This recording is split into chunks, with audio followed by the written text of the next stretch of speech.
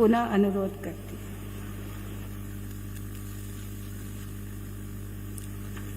ओम शांति।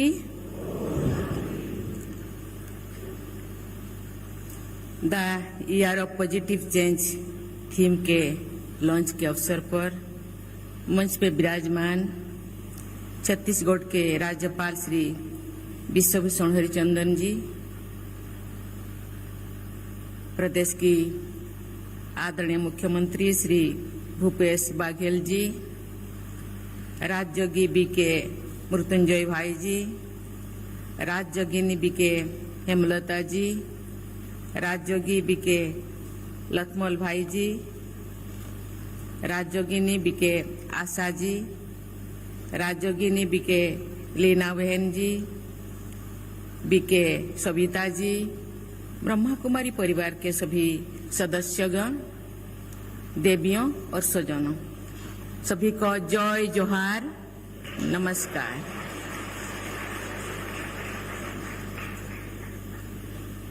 पूरी मानवता के कल्याण के उद्देश्य से ब्रह्मा कुमारी संस्था द्वारा अनेक कार्यक्रम चलाए जा रहे हैं।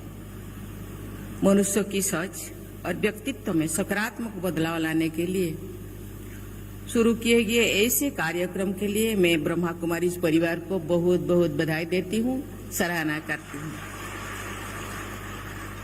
पिछले महीने 27 जुलाई को मैंने ओडिशा में भी the year of positive change के थीम से जुड़ी कार्यक्रम में भाग लिया था। आज छत्तीसगढ़ में भी इस प्रयास का आरंभ करने हेतु मुझे बहुत खुशी हो रही है। आज मैं बहुत प्रसन्न हूं कि मुझे छत्तीसगढ़ की धरती पर आकर आप सबसे मिलने का अवसर मिला। ये ऑडिटोरियम मेरे लिए नया नहीं है, ये मुझे जान पहचान सी लग रही है, क्योंकि मुझे लगता है 2017 में जो कोमला दीदी जी थी उस टाइम मुझे बुलाया गया था और इसी ऑडिटोरियम में परमपिता परमात्मा का और बहनों का, भाइयों का सकाश लेने के लिए, दृष्टि लेने के लिए मैं आई थी। ये आपसे मुझे ये वाला ऑडिटोरियम में दोबारा बुलाने के लिए बहुत बहुत धन्यवाद। राष्ट्रपति के रूप में छत्तीसगढ़ आकर अपने देशवासियों से मिलने की ये मेरी इच्छा आज पूरी हुई। एक कहावत है, छत्तीसगढ़िया सबले बढ़िया।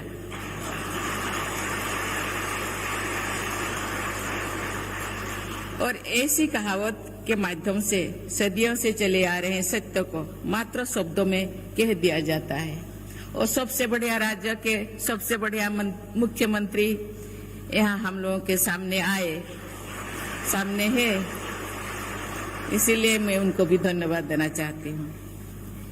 देवियों और स्वजनों, एक और हमारा देश नित नई ऊंचाई के छू रहा है और चाहे चांद पर तिरंगा लहरा रहे हैं या विश्व स्तर पर खेलकूद के क्षेत्र में नई अध्याय लिखने हो, हमारे देशवासी अनेक कीर्तिमान स्थापित कर रहे हैं।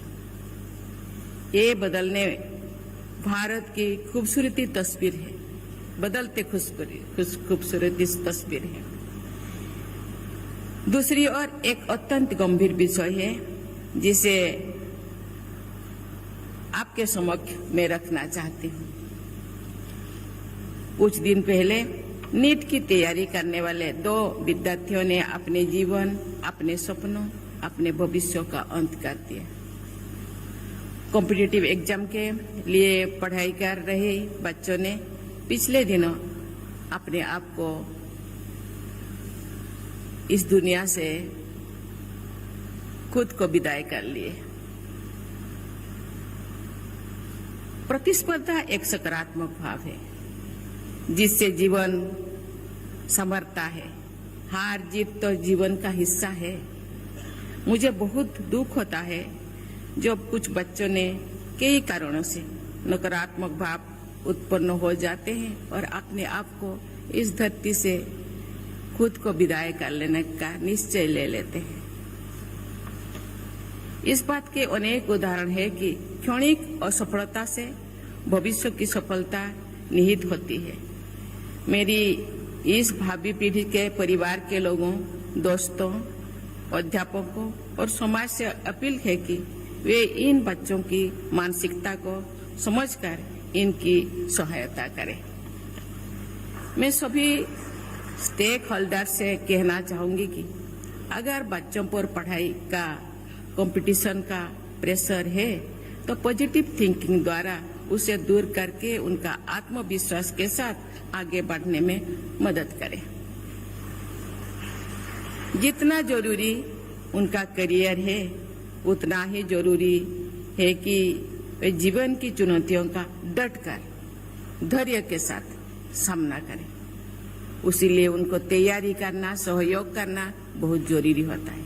आज का ये जो थीम पॉजिटिव चेंज, मुझे लगता है ये थीम के सहायता से उन बच्चों को हम मदद कर सकते हैं और देश के लिए जो गौरव आने वाले ये बच्चे, देश को विकास धारा में आने वाले ये बच्चे जो आधा अधूरा जिंदगी जी के चले जाते हैं, उनको हम बचाया जा सकते, सुरक्षा दे सकते। देवियों और स्वजनों, हर एक व्यक्ति को ईश्वर ने अलग बनाया है। सभी का अपना अपना विशेषता है, अपना अपना अलग गुण है और सब में अनोखी प्रतिभाएं होती है। दूसरों से प्रेरणा लेना अच्छी बात है, लेकिन अपनी रुचियां, अपनी क्षमताओं को समझकर अपने लिए सही दिशा का चुनाव करना चाहिए।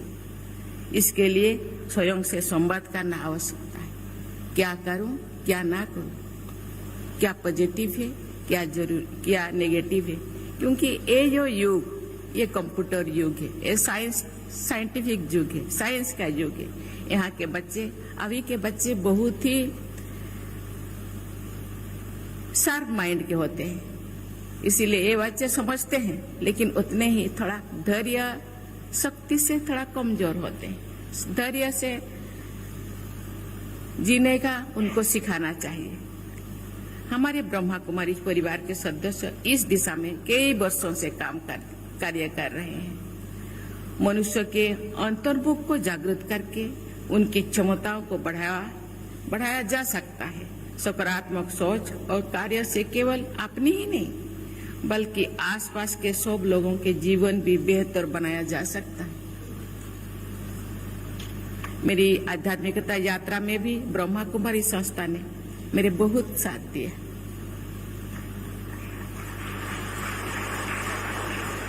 कठिनाई के तौर पर जो मैं अपने जीवन जीती थी, उनके पास मैं जाती थी, लेकिन मन में जो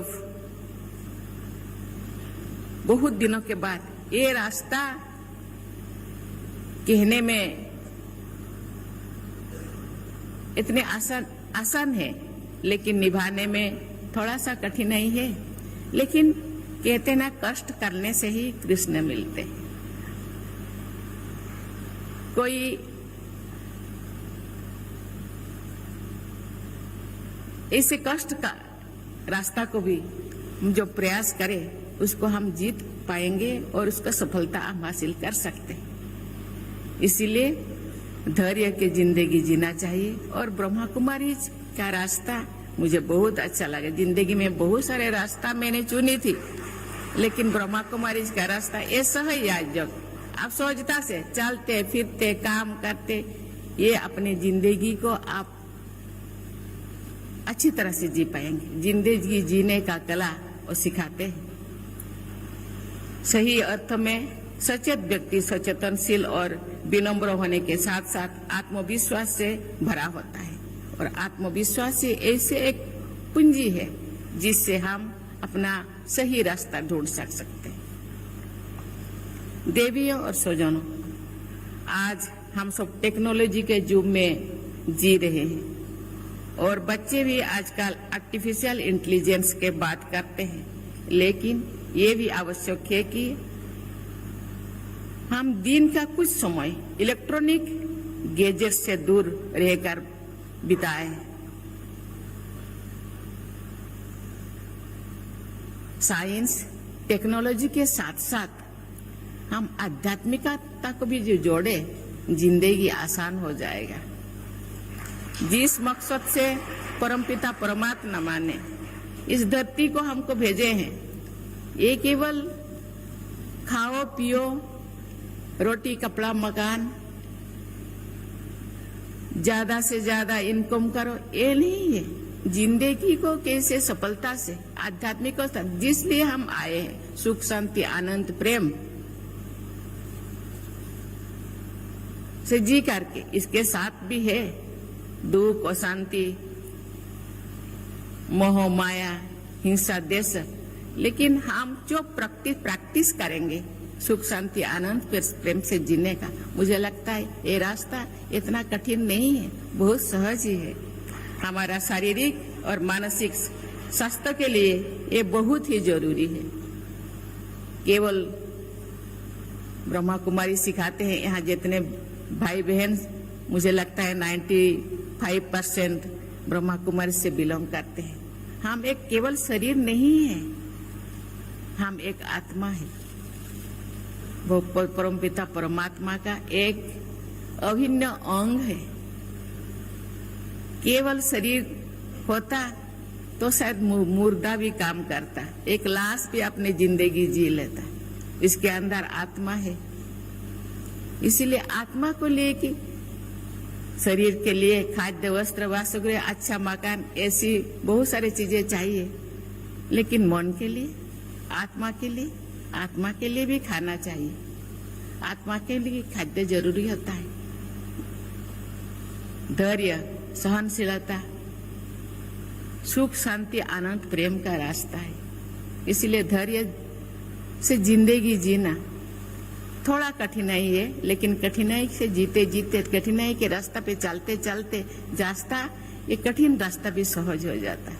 इसीलिए उसी रास्ता है चलना। रास्ता शॉर्टकट नहीं है, लेकिन उसी रास्ता से चलना एक्चुअली सुख मिलता है। एक बात में हर बच्चे युवा और बुजुर्ग को कहना चाहती हूँ कि अपने आंतरिक शक्ति के विकास के लिए अपनी रुचि के अनुसार सकारात्मक कार्य करते रहिए और सदा पॉजिटिव थॉट्स और गुड कंपनी के साथ रहिए।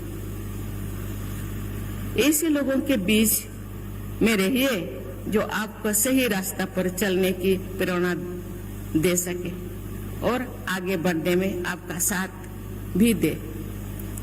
जीवन का सही ढंग से जिए तो हर पल खूबसूरत और यादगार बना सकते हैं।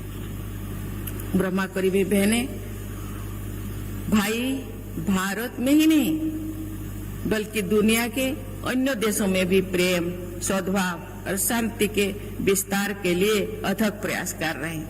आज 140 से ज्यादा देशों में ब्रह्मा कुमारी भाई बहन ये राजयोग शिक्षा देते हैं और राजयोग में चलाने के लिए लोगों को मोटिवेट करते हैं। शांति के विस्तार के लिए अथक प्रयास कर रहे हैं। किसी की सोच में बदलाव लाना आसान नहीं होता, लेकिन हम ये भी जानते हैं कि प्रबल इच्छा शक्ति से किए गए कार्य सफलता जरूर मिलेगा। संकल्प शक्ति और निरंतर प्रयास के बल पर महिला नेतृत्व वाला ये ब्रह्मा कुमारी संगठन जन कल्याण की भावना के साथ निरंतर आगे बढ़ रहे हैं और दुनिया को बेहतर बनाने में अमूल्य योगदान दे रहे हैं।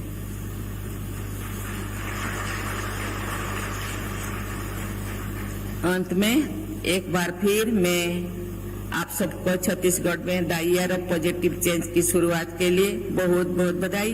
ये एक ऐसा सब्जेक्ट है, आध्यात्मिकता के एक ऐसा सब्जेक्ट है, कहा जाता है इतना ज्ञान है मैं जो 2 या 5 मिनट में एक ज्ञान खत्म नहीं हो सकते। बाबा कहते हैं या गीता में भी लिखा है, आप जितने समुद्र है समुद्र पार के पानी को आप सही बनाइए या ईंट बनाइए और जितने पेड़ पौधा है सभी को आप कलम बनाइए। ये लिखने से नहीं होता, लेकिन महसूस आप कर सकते हैं।